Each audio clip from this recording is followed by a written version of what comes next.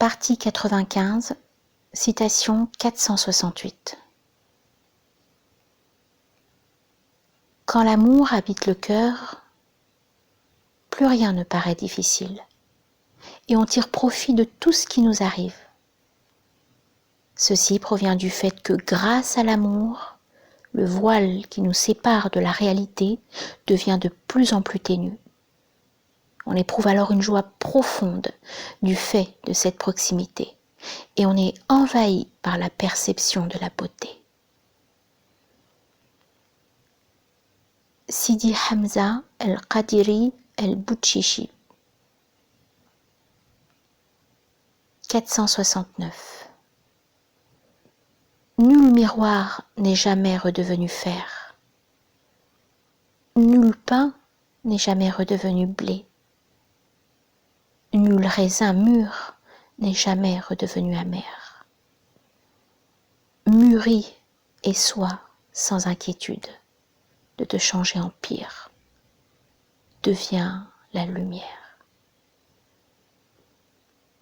Jalal ad-Din Rumi dans Mathnawi.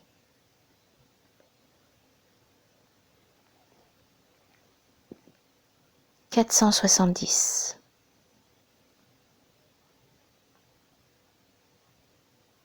La plus grave parmi les paralysies, celle qui détermine dans une certaine mesure les deux autres, sociale et intellectuelle, c'est la paralysie morale. Son origine est connue. L'islam est une religion parfaite.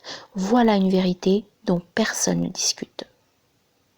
Malheureusement, il en découle dans la conscience post-almohadienne une autre proposition.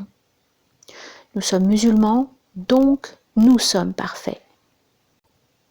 Syllogisme funeste qui sape toute perfectibilité dans l'individu, en neutralisant en lui tout souci de perfectionnement. Jadis, Omar ibn al-Khattab faisait régulièrement son examen de conscience et pleurait souvent sur ses fautes. Mais il y a longtemps que le monde musulman a cessé de s'inquiéter de possibles cas de conscience. On ne voit plus qui que ce soit s'émouvoir d'une erreur, d'une faute. Parmi les classes dirigeantes règne la plus grande quiétude morale. On ne voit aucun dirigeant faire son mea culpa. C'est ainsi que l'idéal islamique, idéal de vie et de mouvement, a sombré dans l'orgueil, et particulièrement dans la suffisance du dévot qui croit réaliser la perfection en faisant ses 5 prières quotidiennes sans essayer de s'amender ou de s'améliorer.